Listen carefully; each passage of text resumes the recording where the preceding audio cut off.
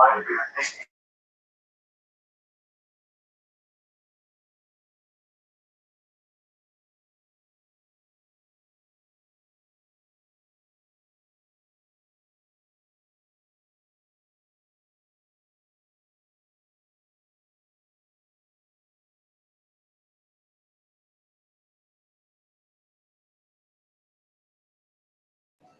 guys.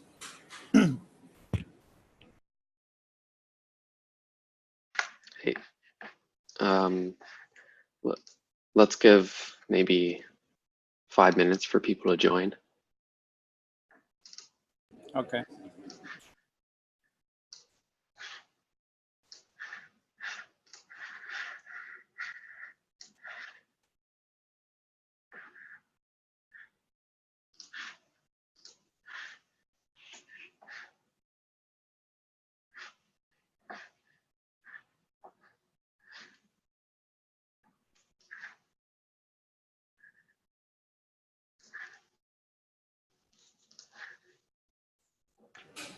The result is available in the agenda.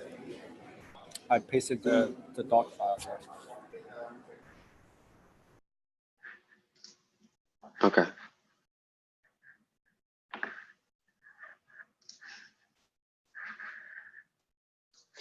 Yeah, we'll go over it. Let's just make sure that if people are joining, they're here before we do that. Okay, sure. And then I believe I have to start the recording, or maybe it's already recording. No, I'll start the recording once we're going to start.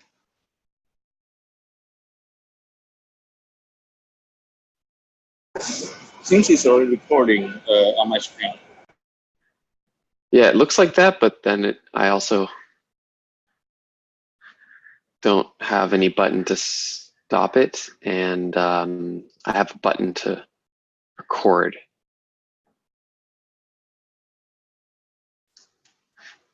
Oh, I'm not the meeting host, so maybe it's automatically recording now with the new setup. I'm not sure. Huh. Okay.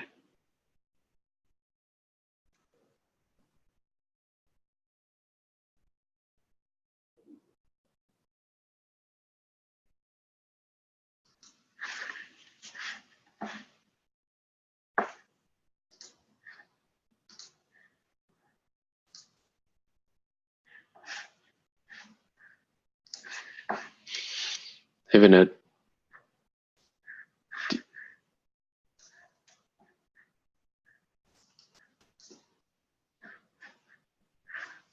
Can you hear me? Yeah. Okay. Yes. I'm not a meeting host, and it looks like it's already recording. I guess it just stops recording when I end the meeting, and that's fine, I guess. I guess so, yeah. I haven't Okay. ever hosted myself. Okay. But you've used recordings, like they just automatically recorded now, or? I don't know. It was always Judith who was doing it for the community working group, so I don't know the exact workflow. All right.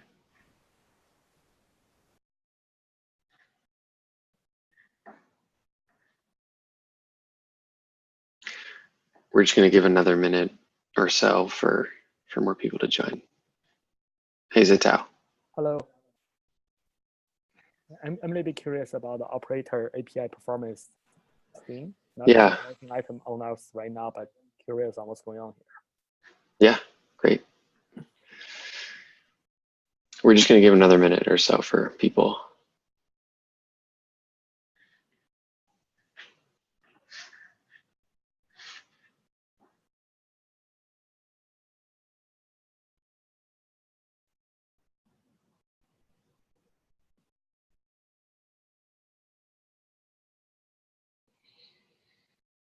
All right, let's get started. So the first item that we were going to discuss was some benchmarking that we did recently. So Meng measured the performance of v0, v1 with protobuf and JSON, and has some findings to show. You wanna go ahead, Meng? Yep. So I'm going to share my screen. Okay.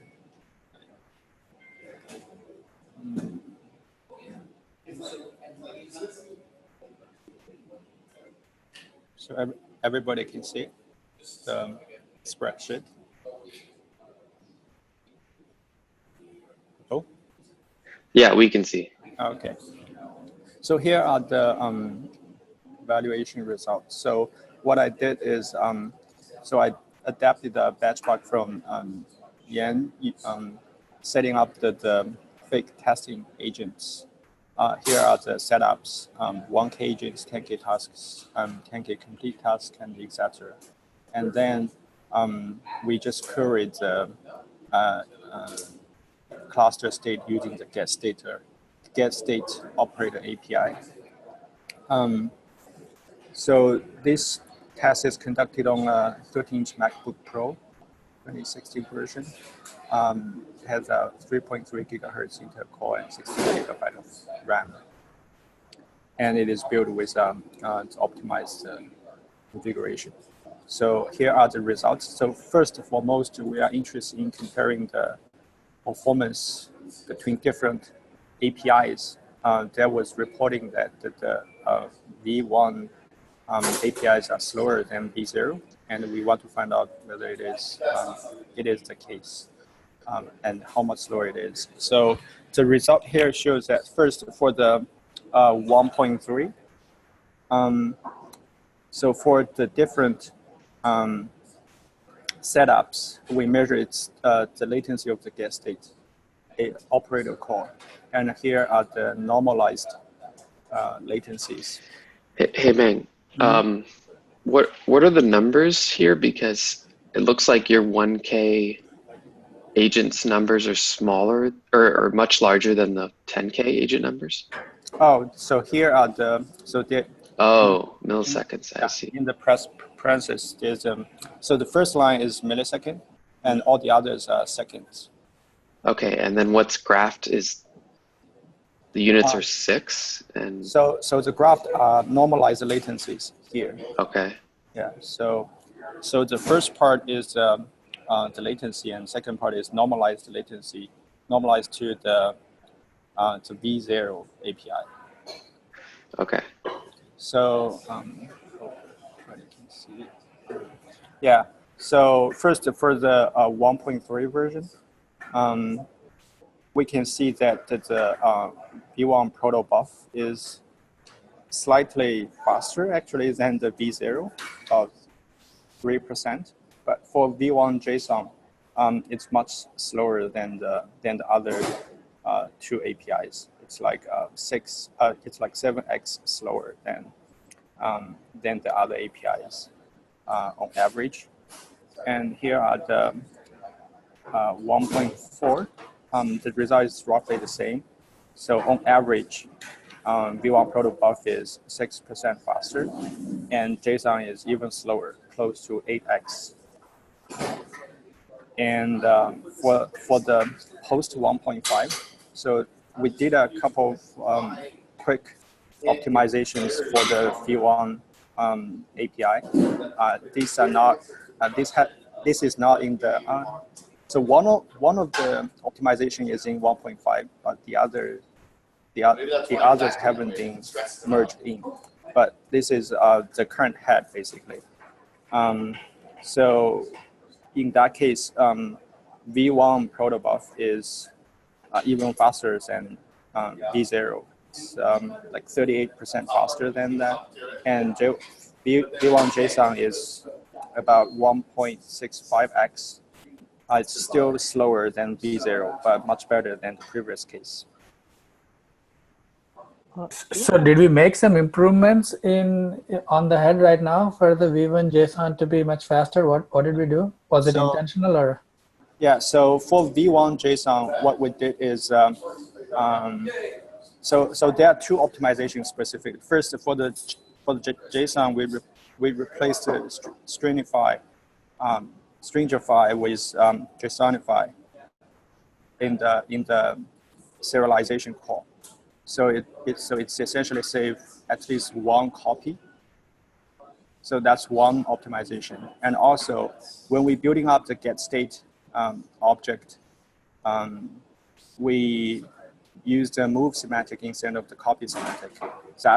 That saves time for both the protobuf as well as the JSON for the V1 API. So those are the source of speed up.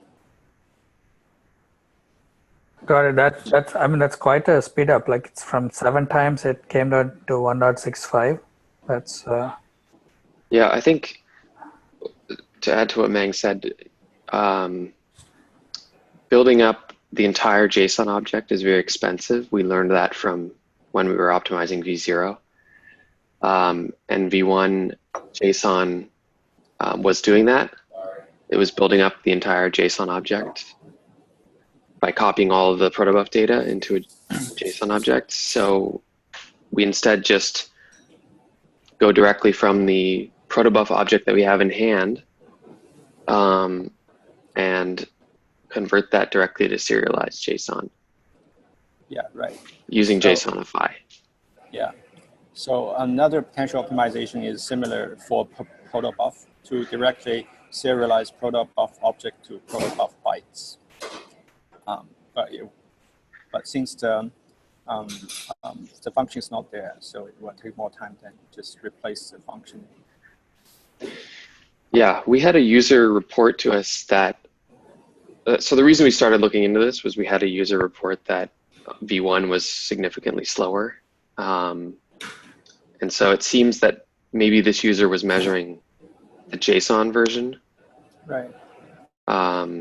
Given what we've found so far. So since we have the data, I also plotted the change across APIs, across different versions for the same API. So for the V0 state query. So just one question before we go further. So have we actually looked the actual amount of data that was getting returned in V0 versus V1?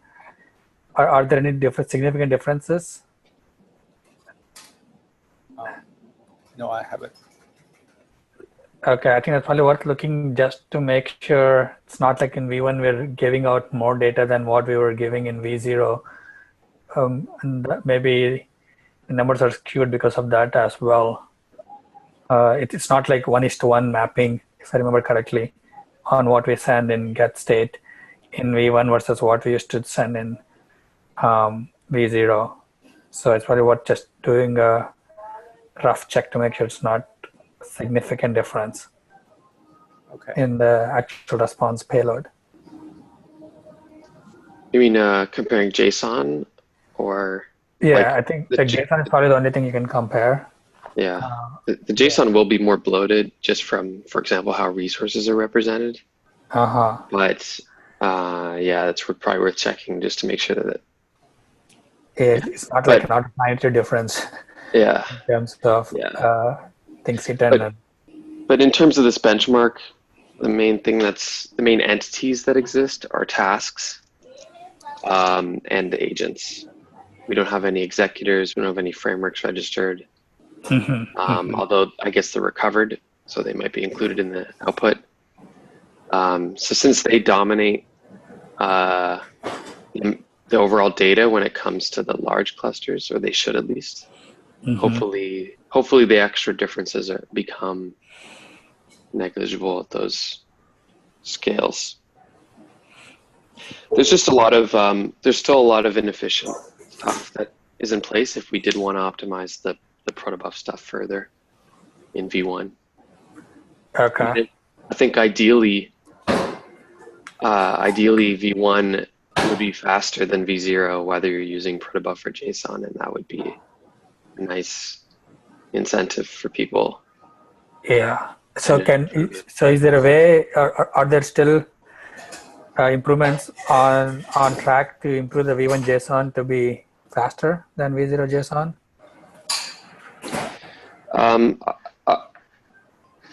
there are some small improvements that can be done to protobuf.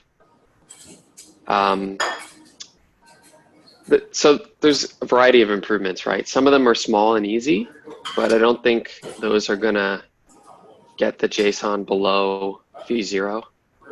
Some of the more involved changes would definitely do that, but they're quite complicated. Like if we want to stream directly from v0 protobufs to v1 JSON, that would be very efficient, but it's difficult to do that change. Got it. Got it. So okay. if we do things that speed up generating the protobuf object, that's in turn going to speed up the JSON. Okay. Yeah, I think that probably would be a better strategy then. That way we would improve both protobuf and JSON. Yeah, I mean, yeah, anything that's low-hanging fruit here is probably worth doing. It's just some of the more substantial improvements would come from some substantial changes. We still didn't explore using arenas. Those, from what I've seen in the past, don't improve performance a lot in the single-threaded case, which is what this benchmark is. But in a multi-threaded scenario, like in an actual cluster, it helps a lot.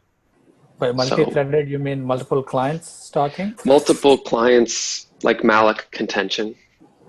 Okay. Like if two different threads are mallocing, then arenas help a lot because the one thread isn't mallocing anymore. But when it's single-threaded, what I've found from some of the stuff that Dimitri did in the past was it provides like maybe a 10% or 5% improvement, something pretty small.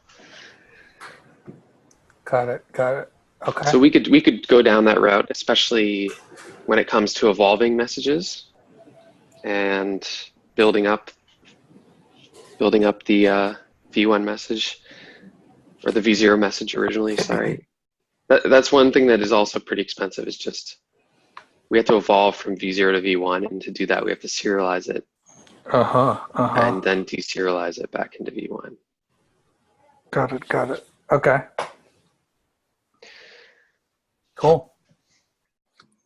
So it's unlikely that we're going to continue, like at least Michael and I, we're probably not going to invest a ton more time here because we have to do some multi-tenancy work, but we're happy to help anyone else who's interested in working on this. So we might maybe make some small improvements. Like, is there an epic for this, which talks about what are the other things that we could do so that someone else can pick it up? No, there's currently a ticket. We could turn that into an epic and maybe put in some tickets for the stuff we already did and close them and add stuff that's still left to do. Yeah, maybe just one ticket for stuff that you did already, but definitely tickets for stuff that you guys have already thought about that we could explore would be nice, so that someone else could also, from the community or somewhere else, could jump in who is interested, maybe from Uber or from Twitter or Apple. Someone else might come in and spend time because they might care. Like, otherwise it will be in your heads and it will be hard to get people working on it if you guys are working on something else. Yeah, I mean, we'd be happy to advise them as well. So we probably need to reach out if they want to help. Cool. Mang, sorry. I think that was a diversion from what you were wanting to chat about next. Okay. So this graph is just a rehash of our data, what we had. It depicts the kind of change of the performance of the same API across different versions. So for V0, the performance change across 1.3, 1.4, post 1.5 is, as you would expect, pretty small. But it seems it's still a little bit improvement across different versions. I'm not sure what we have done there, but for V1 protobuf, Wait, V0 latency seems to be increasing, right? Over versions? On average, it's decreasing. Oh, for 1K agents. I was looking at for the 1K graph. agents. So there's average. Yeah. Even for 1K agents, it's 3% slow. It's like a measurement noise. Okay, got it. Yeah. So for V1 protobuf, for 1.4, it's 3% faster, and for the post 1.5, it's more than 40% faster. I think the things with it did help improve the performance a lot. And for the V1 JSON, the same story is here. So 1.4 and 1.3 are mostly the same. And for post 1.5, eliminating the constructing of the JSON object helps a lot, brings close to 80% performance improvement. Yeah, so this is just a rehash of the previous data. Just confirms the performance. So the few optimizations with it in the 1.5 does helps a lot. Yeah, that's all I got. Any questions? Sweet, this is awesome. Are you guys planning to write like a blog post or anything for this? To kind of circulate this more widely, these performance improvements, or what's the plan? We have some nice graphs here. Yeah, I didn't really anticipate that we'd be able to make as much improvement as we did with not that much effort. I was expecting that we do a blog post when we have it entirely better than V0. But I think it's still worthwhile. I think there's a lot of improvement, especially the V1 JSON improvement over versions. I think that's worth calling it out and getting people excited about, especially people who are not using V1 yet. If you guys don't want to write a dedicated blog post, can you write in the release blog post that I'm trying to write? And there's a Google Doc for that. Yeah, I'll add an action item in the meeting notes. So I think the JSON optimization is not in the 1.5, right? I think we submitted yesterday or the day before. Right. Yeah, it's not in. We'd have to backport it. Yeah. I think we should just we should say that it's upcoming in 1.6. I think it's fine. And it's on master. Yeah, some stuff got in 1.5, like the protobuf improvements, but the JSONify one didn't. Is that like a big patch, or is that like a single patch that's easy to backport, or? Yeah, I mean, it's one line. Oh, then maybe we should backport it. What do you say, G? Did we cut the RC already? Well, that's a question for Gilbert. I don't know. I don't think he has cut yet, so we can still include that. If it's a one-liner, yeah. I can at least put it on the release branch, and if there's no more RCs, then it won't be in .0, but it would be in the next. Yeah, so let's definitely backport to 1.5x branch, and then we're going to decide whether we want to do include that in the RC or not. If there's a -1 that we can include that. But I don't think Gilbert has cut yet. Let's just include that. All right, I'm just adding these action items in the meeting notes.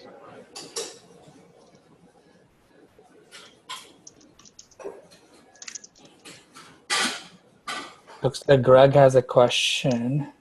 Let me see. Mac not working regarding blog post on one.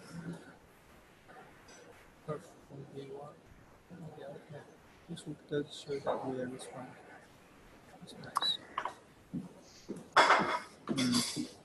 Yeah, I guess you're saying the fact that we got feedback from the community and that we acted on it and we improved it is in itself a good thing to share with the community. I mean, the blog post doesn't have to be like anything fancy. It's probably like a couple paragraphs and then the graphs put in there would be, I think, good enough. Like, hopefully shouldn't take more than like a day to write it. So if you have time, so this is, I would recommend. So this evaluation is only for the get stage. Yeah. wonder if we should do more evaluation of other APIs as well. Specifically, I think the one user report we got is not about get state actually. It's a get task, but of course they should be. Yeah. I think get state is the biggest culprit in ours. So if get state is faster, everything else would be also faster. Like the improvement numbers might look different, but Yeah. get state is the one that's mostly used by a lot of people. Okay. A lot of tooling out there. So I think that's what most people care about. Yeah. I still think it's worth writing like a small blog post, like even 1 page with some drafts and just what we yeah. We can write another one of those reports. Yeah. I think the last one that you guys got good coverage, right? Like a lot of people looked at it and stuff. So I think it's worthwhile keeping that momentum going, I'd say. Sure. Yeah, I've added the action item. Sweet. This is awesome. It's great to see. Okay. Yeah, that's all I got. I'll hand it back.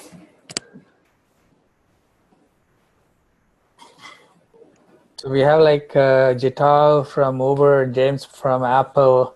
Have you guys started using V1? Have you guys seen any bottlenecks? Actually, we just cut over from V0 to V1 pretty much 2 weeks ago. Completed cutover, I mean. So I think the number, yes, in production, the number we're observing matches this benchmark almost exactly.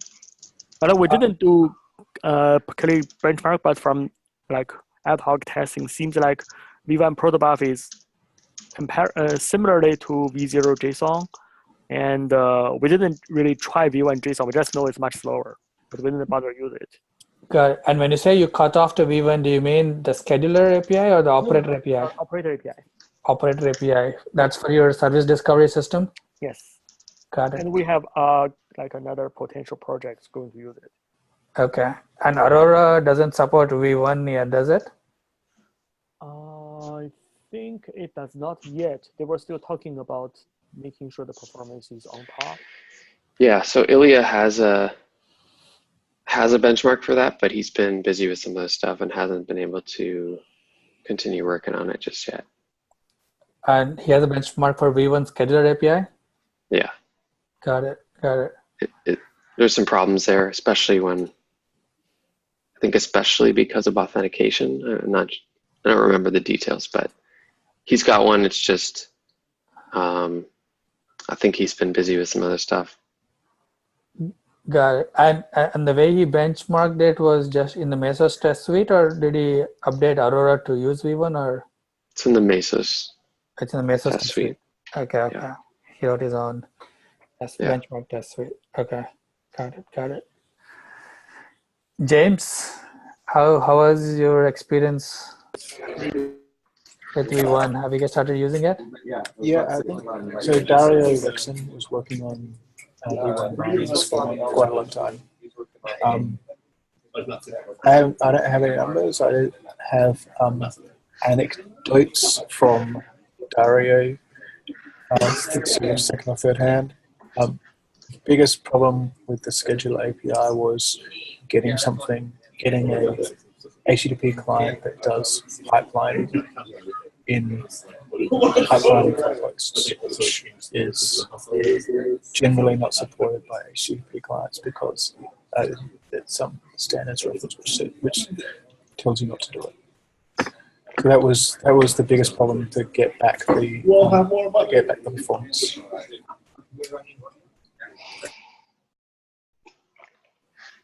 Got it. So you guys fixed the pipelining issue in the client on your end. Yeah, there's an internal netty based HTTP stack which they use, and they ran support into that. Got it. Okay. And are you guys now using V1 in production? V1 scheduler API? Yeah, we're using V1 scheduler API in production. Okay, that's great to hear. We're not using the operator API. We don't really have any operations tooling. So Okay. there's nothing really to do there. My guess, without an unsupported guess, is that there's a bunch of stuff which operators need, which isn't in the V1 API. So I vaguely remember trying to find persistent volumes in V1 and not being able to find it. It's somewhere in state.json, but it's not very clear how to get it out of V1. So I imagine that if someone were to write operator tooling against V1, they would run into a lot of kind of nits and nibbles along those lines.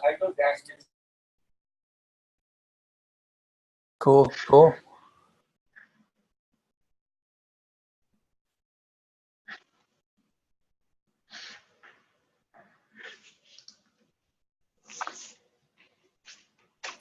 So anything else on the agenda, Ben? Well, I think the only other thing to discuss is you guys can see the agenda, right? Yeah.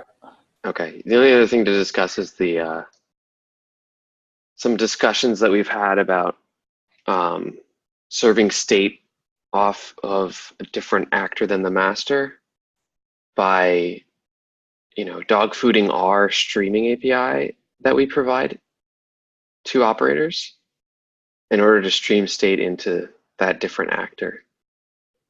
And the goal would be firstly to take the interference off of the master. So if people are really hammering with state requests, the master's not spending time serving those.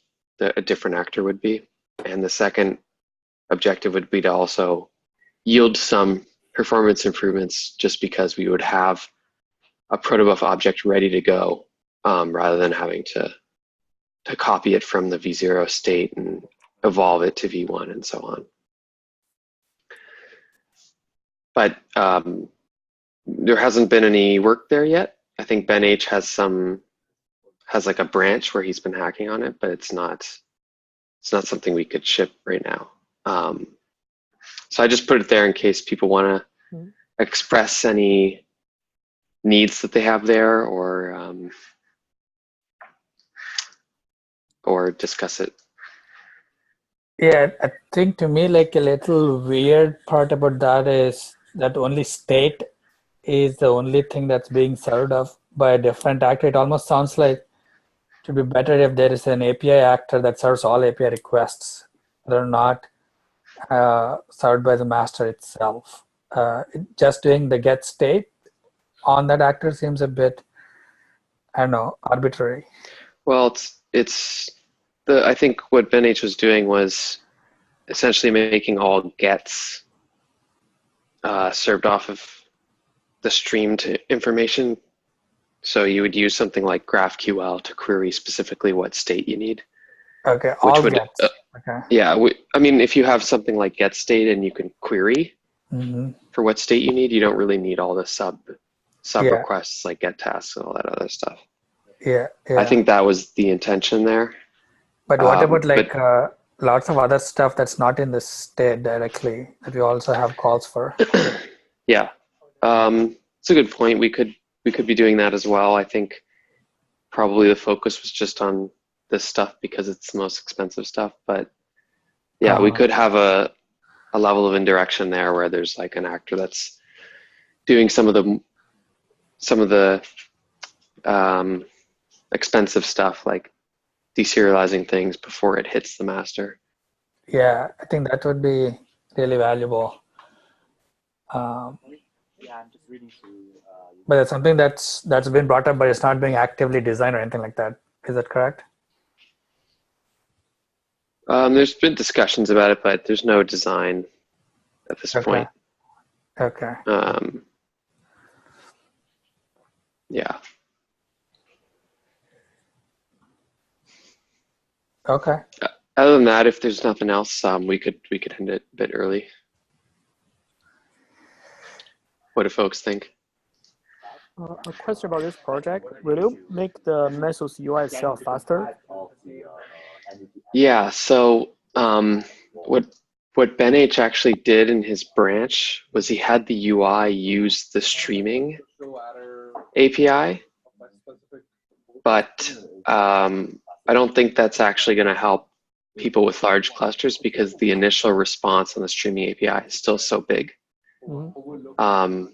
So I think what we'd be doing instead is if we had something like GraphQL where we could query for a subset of the state, we would probably for now just leave the UI polling the master, but we would have it specifying that it doesn't need task labels, it doesn't need, health check metadata, it doesn't need anything other than the last status update and so on.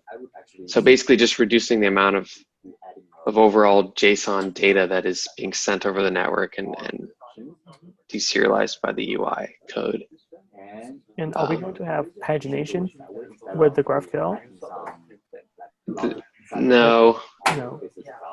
I mean, that's not in what Ben did, but maybe.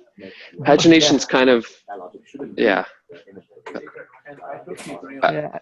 I can hear a lot of background noise. I don't know. Sorry, it's my problem. Move it to a quieter area. So one feedback I have is we're actually holding off giving Mesos UI to the internal engineers at Uber. Mostly it's limited to our team because it can be slow. It can't even slow down the master itself. Yep. So, but sometimes we even our customer wants to use this as a cross-reference check about what's going on in the cluster. Yeah. So, yeah. So the UI is pretty, I would say, understaffed right now. Like, it's some people are hesitant to work on it, and we tend to not really put too much time on it. So it'd always be great to have more people helping out there, but there's a substantial amount of work needed to make that safe to give out to your users without it affecting the master and without it being very slow. All right, thank you. Thank you for the. I'll talk. But I think, I think that was one of the main intentions here was just start serving state off of the master to avoid the master interference problem. Okay. Okay, thank you. Yeah. All right, anything else?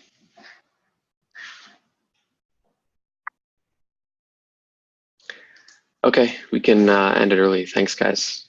Thanks, Meng, for presenting. Yeah, thanks, Mang. Thanks, guys. Thanks, everybody. I didn't realize it was original too. Thank you.